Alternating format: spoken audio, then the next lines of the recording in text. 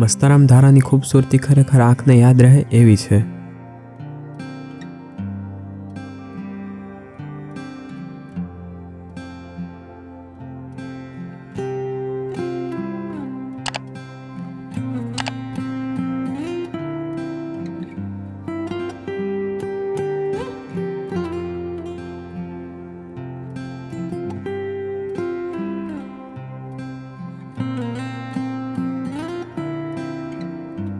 તમે જ્યારે અહીં આવશો તો તમારી આજુબાજુ ઘણા મોર અને નીલગાય જોવા જરૂર મળશે.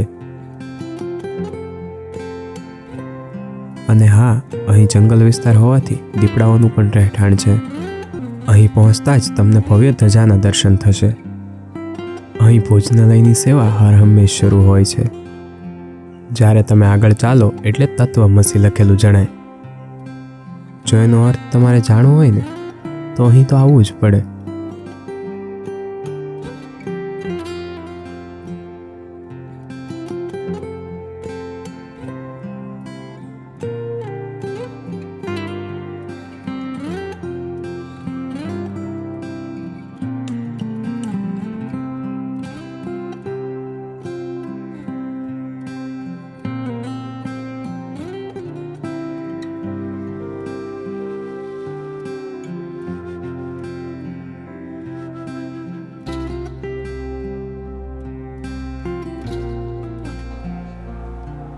જય મસ્તરામ. જય મસ્તરામ. દોસ્તો, આજે હું ને રાહુલ આવ્યા છીએ એક દરિયાકાંઠાનો સરસ મજાનો આશ્રમ છે, જ્યાં કહેવાય ને કે આઠે પોર આનંદ હોય અને જેમની મોજ અને ફકીરીથી તો દેશ અને દુનિયા જાણીતી છે અને જેમની ધૂનમાં બધા જ મસ્ત અને મગ્ન થઈ જાય એવા પૂજ્ય મસ્તરામ બાપુની ભૂમિ ઉપર આજે અમે લોકો આવ્યા છીએ. મિત્રો, તો આજે વાત કરવાના છીએ એવા સંતની જેમની માણસો સાથે તો એટલી જ સંગતતા રહી છે, પણ એમની પ્રાણી જગત સાથે પણ એટલી જ સંગતતા રહી છે. એવા મસ્તરામ બાપુની આજે આપણે વાત કરવાના છીએ. જેમનો રોટલો અને ઓટલો વખણાતો હોય એવા સંતની આજે અમે તમને વાત કરીશું.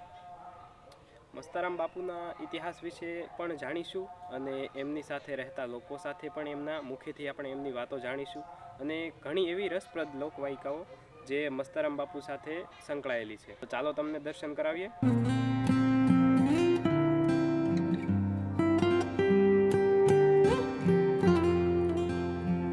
સમાધિ દર્શન કર્યા બાદ અમે શ્રી ગોરડિયા પંચમુખી હનુમાનજીના દર્શન કર્યા.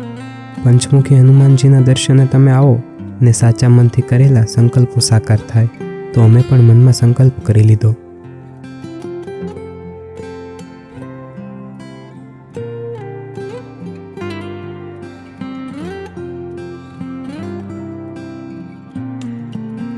પછી અમે મંદિરના ઓટલે બેસીને વાતો કરતા હતા. અહીં ખૂબ વિકાસ થયો છે. પૂજ્ય બાપા તો અંતર્યામી પુરુષ હતા.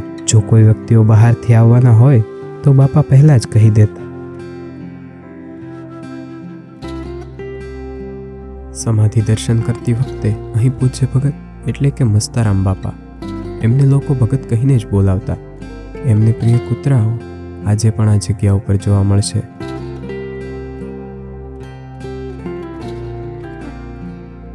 તો મિત્રો, દર્શન કરી લીધા છે અમે અને હવે તમને અહીં નજીક આવેલી ખોડિયારમાંની ગુફાઓના દર્શન કરાવશું.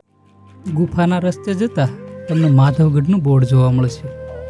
માધવગઢ પરથી થતો સનસેટ અને મસ્તરામ ધારા ખૂબ સારી રીતે નિહાળી શકશો. તમે અહીં બાઇક કે કાર વડે પણ પહોંચી શકશો, પણ અહીં સાલવાની મજા જ કંઈક અલગ છે. અહીંની બેલાની ખાણો વચ્ચેથી નીકળતા રસ્તાઓ અને કેડીઓ ધરતીના પેટાળ તરફ નજર કરાવે છે. તો સાલો બતાવો.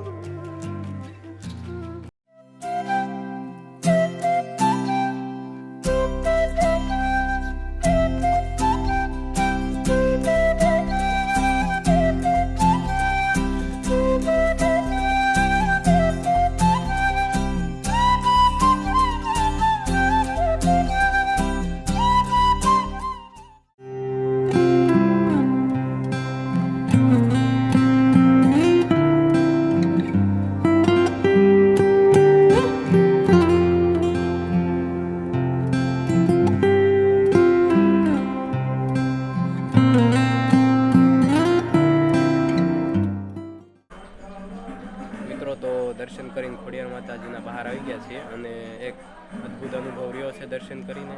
અને ફિલહાલ તો આરતી શરૂ છે. ધન્યતા ગણશું કે આરતીના દર્શન થયા અહીંયા આવીને. અહીંની ઘણી બધી વાતો મિત્રો અમે આવ્યા પછી જાણવા મળ્યું કે અહીંની જે મૂર્તિ છે તે પણ અહીંના પથ્થરોમાંથી જ કંડારવામાં આવેલી છે.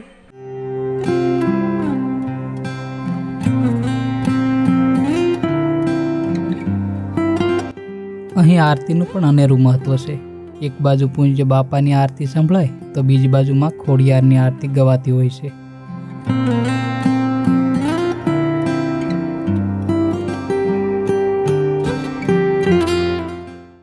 ઐતિહાસિક શબ્દ બોલીને ખાલી મસ્તરામ ધારાને જ બતાવું તો કેમ ચાલે? તો ચાલો બતાવું બીજી ઐતિહાસિક જગ્યા. તો અહીંની જે વાવ છે તેના અમે આજે દર્શન કર્યા. અહીંની વાવને અમે નિહાળી તો ખૂબ જ આ વાવ પુરાતન છે અને હિસ્ટોરિકલ છે. જહાજમેરને આપણે માત્ર ઘણી વખત દરિયાથી જ નિહાળ્યું હોય અને એનાથી પણ વિશેષ અહીંના કિલ્લાઓ અને અહીંનું જે બાંધકામ છે જે તમને આજે અમે બતાવશું. અહીંને પથ્થરોને જોતા અહીંની જે કલાત્મક અહીંના જે કારીગરો દ્વારા જે કંઈ રચનાઓ કરવામાં આવી છે તે નીચે મુજબની આ સામે તમને દેખાય એવી ડિઝાઇનો છે. ખરેખર તો અહીંના જ પથ્થરોમાં આવી કોતરણી કરવી તે ખૂબ અઘરું હોય. દરિયાકાંઠે આવેલા લાઇટ હાઉસો જહાજોને દિશા સૂચન કરે છે. હવે તો પ્રવાસન ક્ષેત્ર પણ ખૂબ વિકસાવાયા છે.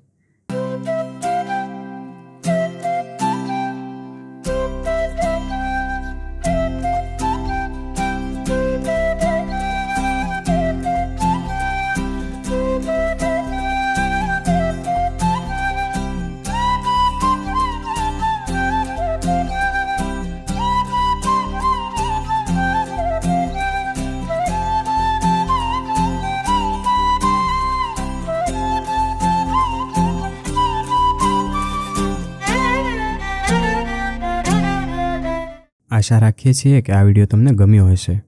તો સબસ્ક્રાઈબ કરી લેજો. આવા જ એક નવા વિડીયો સાથે ફરી મળીશું. જય ગોપનાથ.